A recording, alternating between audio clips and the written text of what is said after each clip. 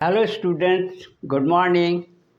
चलो आज हम लोग सीखेंगे कि ये मैथमेटिक्स में इन्वर्सली प्रोपोर्शनल या डायरेक्टली प्रोपोर्शनल का जो उल्टा है, इनडायरेक्टली प्रोपोर्शनल्स के कुछ मैथ को कैसे हम लोग सॉल्व करते हैं और इसका मतलब क्या होता है। डायरेक्टली का तो हम लोग कल सीखे थे कि यदि कोई एक क्वांटिटी को बढ़ाते हैं तो दूसरा क्वांटिटी भी बढ़े या घटाते हैं तो घटे, मतलब बढ़ता है तो बढ़े, घटता है तो घटे।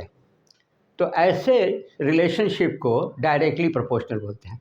लेकिन आज उससे ठीक उल्टा कुछ करेंगे हम लोग, जिसको हम लोग बोलते हैं इनडायरेक्ट प्रोपोर्शन या इन्वर्सली प्रोपोर्शन जो होता है वो कैसे सॉल्व होता है। तो इसके लिए भी एक सिंपल एग्जाम्पल लेते हैं और इसको ध्यान से सीखोगे तो दोनों को एक साथ समझते हुए किसी भी क्वेश्चंस को बनाने की कोशिश करोगे। ये बहुत इम्पॉर्टेंट चीज़ है सीखने का। तो इसको मैथमेटिकली कैसे एक्सप्रेस करते हैं, कैसे याद रखेंगे और क्या करने से ये सॉल्व हो जाएगा। यहाँ एक टेबल दिया हो, क्वेश्चन में देखो क्या लिखा हुआ है कि यदि दो डिफरेंट क्वांटिटी है एक्स और वाई, एक्स और वाई कैसा प्रोपोर्शन में है, इन्वर्सली प्रोपोर्शनल है या इनडायरेक्ट प्रोपोर्शन है। तो आपको निकालना है इस टेबल के सहारे। यहाँ एक टेबल दिया है, देखो x है, y है, यहाँ 8 है, y1 है, x1 है, 4 है, 16 है, 5 है। इसको ज़रा ध्यान से देखो, इसको भी ध्यान से देखो। यहाँ देखो x2 है, फाइंड क्या करना है, x1, x2, y1, y2। और कैसा रिलेशनशिप है, इन्वर्सली। तो अभी इसके सॉल्यूशन के तरफ हम चलेंगे। तो सिखा रहे हैं आपको कि इन्वर्सली प्रोपोर्शनल का मतलब क्या होता है। यदि दो चीज़ में एक चीज़ बढ़ता है तो दूसरा चीज़ को घटना चाहिए, उल्टा होना चाहिए, या एक चीज़ यदि घटता है तो दूसरा चीज़ उसका उल्टा बढ़ना चाहिए। ये समझ में आ गया। तो अभी देखो इसको मैथमेटिकली एक्सप्रेस करेंगे तो कैसे लिखते हैं, x दूसरा क्या है, y। एक्स वाई का मतलब है पहला क्वांटिटी दूसरे क्वांटिटी से यदि मल्टीप्लाई किया जाए तो इसका जो रिज़ल्ट आएगा वो निश्चित रूप से कोई कांस्टेंट आएगा कि इसे अच्छी तरह से सीख लो। अब सारा बन जाएगा, कोई वर्ड प्रॉब्लम भी बन जाएगा, टेबल का भी प्रॉब्लम बन जाएगा। तो देखो सब कुछ यहाँ दिख रहा है, x है, x 8 है, y नहीं मालूम है, x1 4 है, y जो है सो 4 है, लेकिन फिर k नहीं मालूम है। तो कैसे k निकलेगा, तो इस टेबल से मान लो कि हम लोग कैसे निकालेंगे, सबसे पहले k, तब एक मालूम रहेगा तो दूसरा पता चल जाएगा। तो यहाँ देखो, इसीलिए हम पहले बताएं कि इसको ज़रा ध्यान से देखो। 16 और 5 दोनों में नंबर है, तो हम लोग क्या करेंगे, x के जगह पर यहाँ लिख रहे हैं 16 और इनटू किए, क्योंकि एक्स वाई का मतलब होता है आपस में मल्टीप्लाई है। y के जगह पर लिखते हैं 5। अब देखो ये कांस्टेंट है, k के बराबर होगा, तो कितना 16 5 जा कितना होता है, 80 हो गया। अब ये जब k 80 निकल गया तो अब देखते हैं कि इससे के सहारे हम लोग क्या करेंगे, यहाँ पर k भर देते हैं और इक्वल टू कर देते हैं। यदि इन्वर्सली प्रोपोर्शनल है तो दोनों का प्रोडक्ट निश्चित रूप से कोई कांस्टेंट आएगा। अब एक एक करके इसको बनाने की कोशिश करते हैं। सपोज हमको x1 निकालना है, पहले क्या पूछा था, x1, तो जिसमें x1 है इस दोनों को आपस में मल्टीप्लाई करेंगे xy। तो क्या लिखें यहाँ, x1 इंटू 4। क्लियर हो गया, x1 into 4, x into Y, x into Y, ये हो गया, इज इक्वल टू k होता है। तो k का वैल्यू क्या डालोगे, यहाँ 80 डालोगे, तो पहला ये सॉल्व हो जाएगा। देखो x1 को 4 से मल्टीप्लाई है, तो देयरफॉर x1 को हम लोग लिख सकते हैं 80 इधर है और इधर क्या मल्टीप्लाई है, लेफ्ट साइड के 4, तो इसको नीचे ले आओ, डिवाइड कर दो, देखो x1 निकल गया, 4 2 जा 80, तो इसका आंसर कितना आया, 20 आंसर आया। x1 is equal to 20। Clear हो गया। अब हम चलते हैं जो पूछा है दूसरा, x2 निकालिए। तो देखो x2 कहाँ है, दिख रहा है।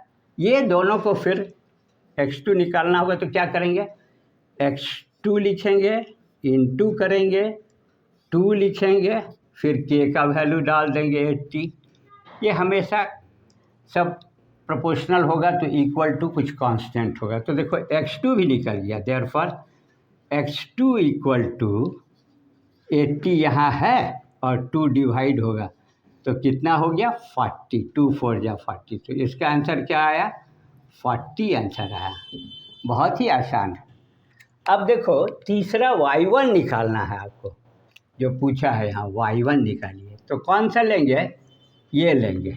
तो थर्ड का आंसर देखो कैसे आ रहा है, लिखेंगे जो जैसे लिखा हुआ है 8 पर x y के जगह पर क्या लिखेंगे y1 इक्वल टू k के जगह पर फिर लिख दो 80। अब देखो इससे देयरफॉर y1 निकालना चाहते हैं तो मल्टीप्लाई है ना, इसके 80 के नीचे ये डिवाइड कर दो 8 से। तो देखो ये 10 आ गया, 8 1 जा 8। तो इसका कितना आंसर आया, 10 आंसर आया। Very good. अब देखो क्या है आपके पास, लास्ट बचा हुआ है x1 निकला, x2 निकला, y1 निकला, लास्ट में फोर्थ क्या बोल रहा है y2 निकाल के दिखाइए। तो y2 वाला क्या रिलेशन है यहाँ देखो कैसे है, इसको हम लोग लिखेंगे 80 इंटू y2। ये समझ में आ रहा है। अब ये किसके बराबर होगा, k के बराबर होगा। अब मल्टीप्लाई है ना, तो therefore y2 is equal to 80 और ये मल्टीप्लाई है तो डिवाइड हो जाएगा, और सेम चीज़ एक दूसरे को डिवाइड करता है तो सिर्फ 1 आएगा। तो y2 का वैल्यू 1 और यही आंसर हुआ।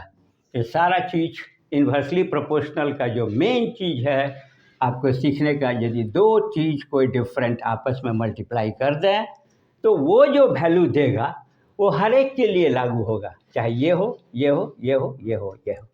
Thank you very much.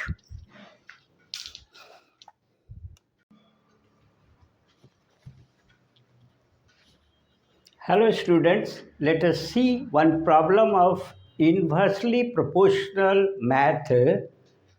In words written something and you have to find the thing which is being asked in this question. The question is like this: 7 taps, 7 नल हैं, 7 नल 7 taps same size के हैं।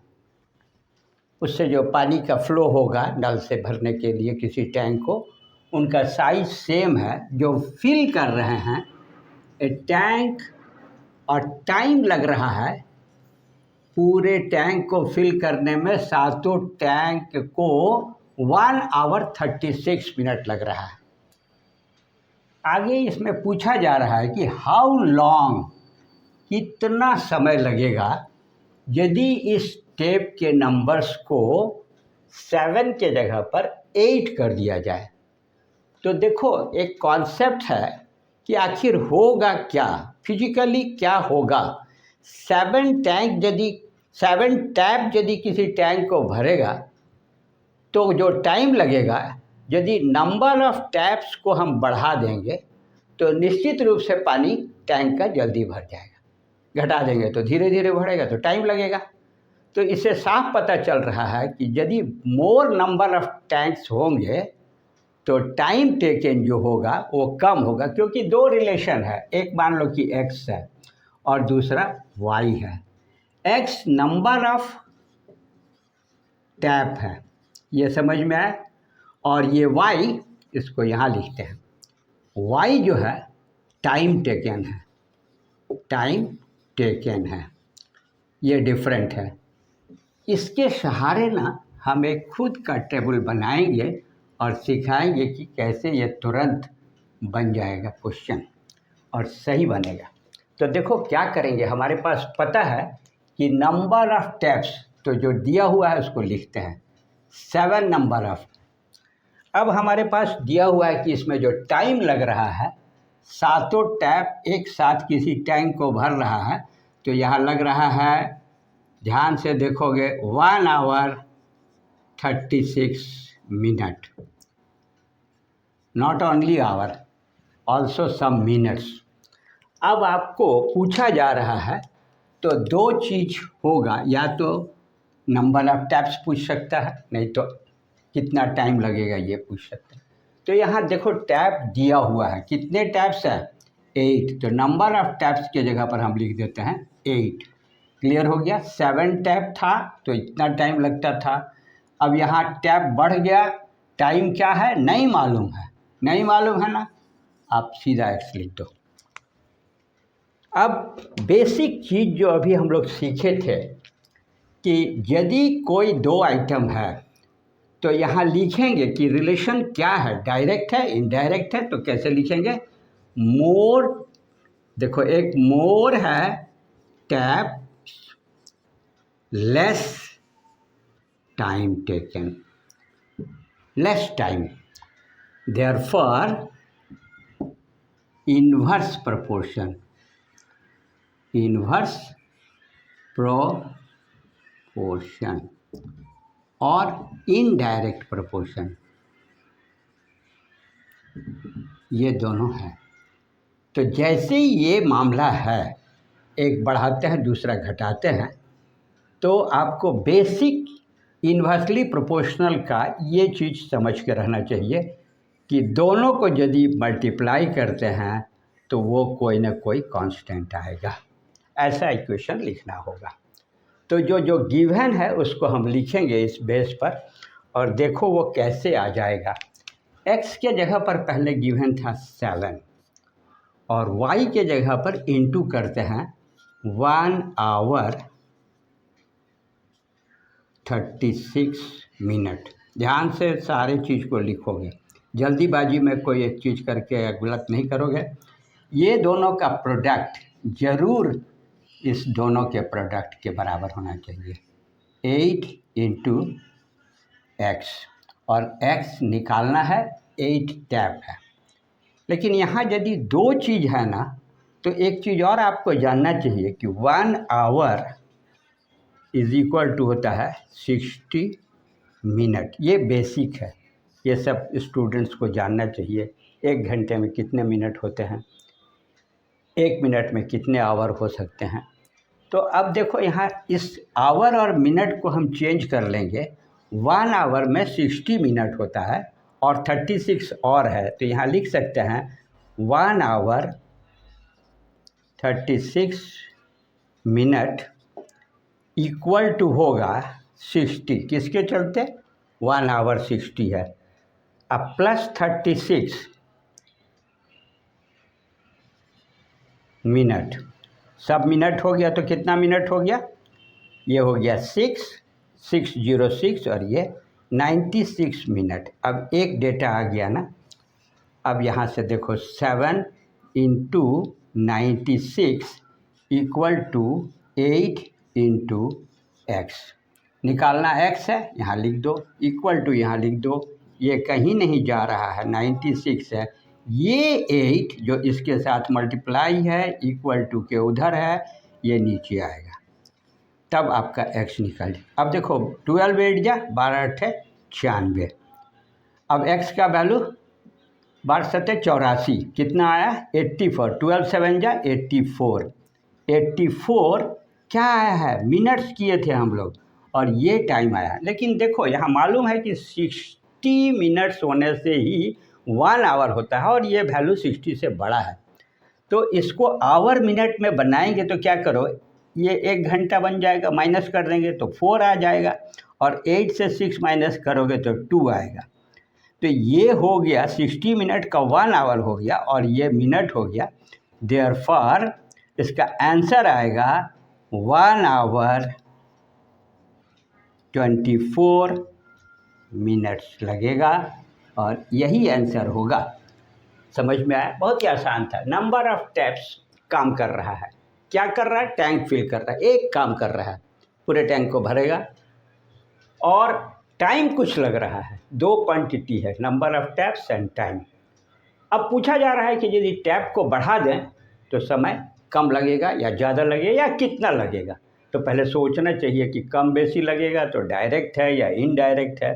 उस हिसाब से ये पता लग गया कि इनडायरेक्ट है, और इनडायरेक्ट के लिए ये इम्पॉर्टेंट फार्मूला यूज़ करना लोग, और मल्टीप्लाई करेंगे। यहाँ एक चीज़ देखो, मिनट आवर था तो इसको एक यूनिट में आवर भी बता सकते थे, लेकिन मिनट्स बना लिए। 96, 60 प्लस 36।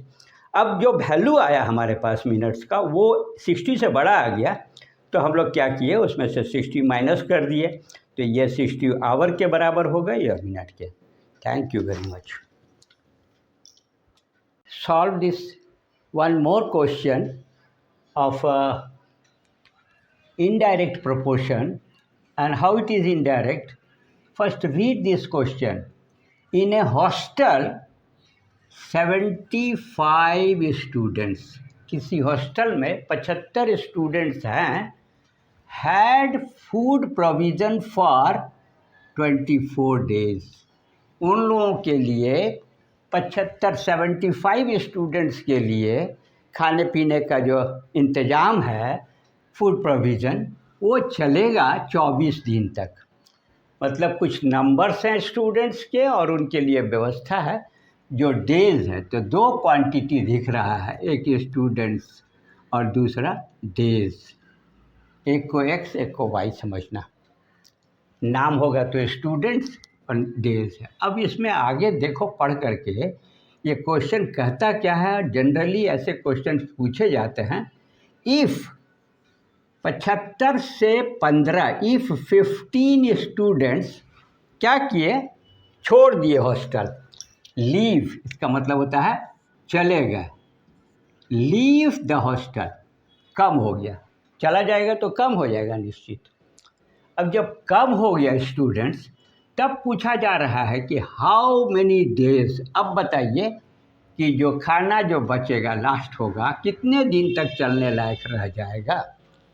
तो इसको बनाने के लिए फिर हम लोग जो प्रोसेस सीखे हुए हैं, सॉल्यूशन करेंगे। देखो कितनी आसानी से हो जाएगा। दो चीज़ है ना, तो पहले लिख लो, एक एक्स है और वाई है। ये सिखाने के लिए प्लेटफॉर्म बना दे रहे हैं जिसके सहारे आप किसी क्वेश्चंस को भी लगा सकते हो।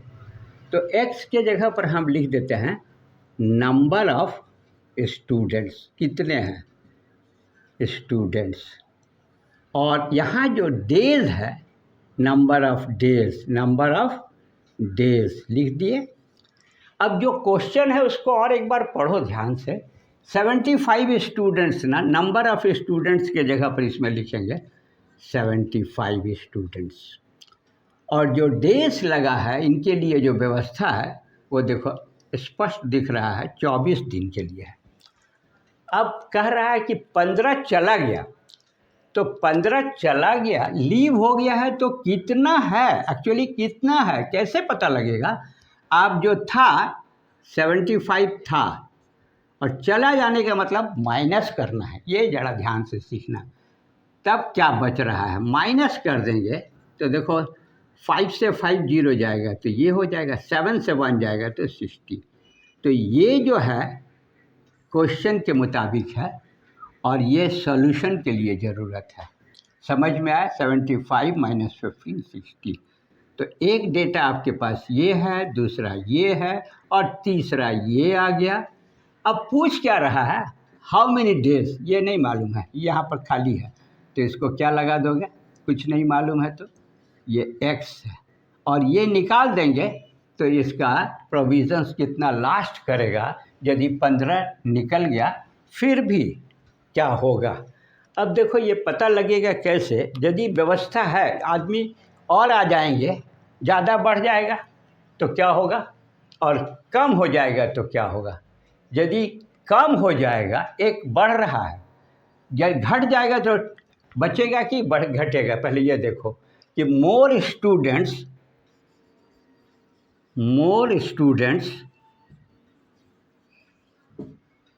लेस डेज, कम दिन चलेगा।